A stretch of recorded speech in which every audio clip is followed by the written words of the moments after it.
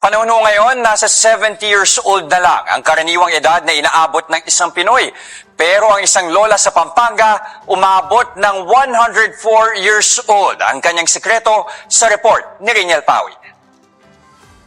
Matapos sumigop ng paborito niyang kape sa umaga, diretso sa pagsasalansan ng mga paninda si Lola Rosario. Sinasaluhan niya rin sa pagkain ang kanyang mga anak at apo. Lahat ng yan, aktibo pang nagagawa ni Lola Rosario sa edad na 104. Isa siya sa mga pinakamatatandang Pilipinong nabubuhay sa bansa. Bukod sa pagiging masiyahin, ang sekreto raw niya sa kanyang long life, ang madalas na pagkain ng walang halong kemikal. Kung halimbawa, sinigang, sampalok na. Saka asin, yun lang. Pagka pinagdano natin, pagkain nga yan, alam na.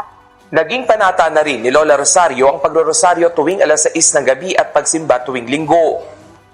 Sumera ako, gayak kaya ako. Taong 1920, pinanganak si Lola Rosario. Kasabay yan ang pagkakaimbento sa self-adhesive bandage at traffic light. Kung tutuusin, mas matanda pa ng halos isang dekada sa unang bulldozer, penicillin at mechanical TV si Lola Rosario. Sa panahon ngayon, bihira na ang mga Pinoy na umaabot ng 100 taon.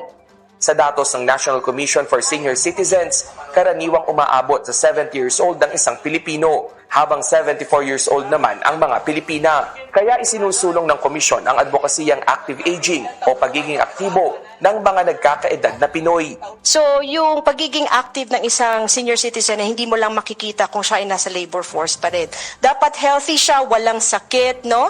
At self-sufficient siya, no? Nakakapag-engage siya into social, civic activities sa community. Sa tala ng World Population Review, mayroong higit 300 Pinoy na nabubuhay pa rin sa edad na 100 pataas. Isa na rin dyan ang pinakamatandang mambabatok o traditional Kalinga tattoo artist na si Apo Wangod na ngayon 108 taong gulang na.